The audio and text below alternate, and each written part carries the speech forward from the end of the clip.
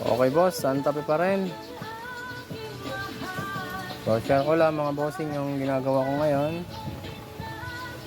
So tanggal yung ating valve cover dito sa cylinder head.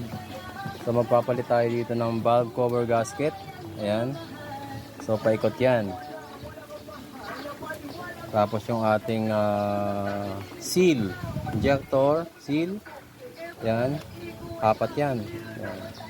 Sa dalawa. Tapos lilinisan natin tong ating mga injectors yan mga bossing. Dumi na.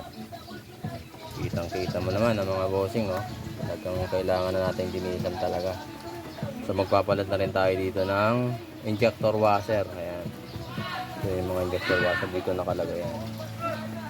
Papalitan na natin yan. Siyempre, lilinisin natin yan.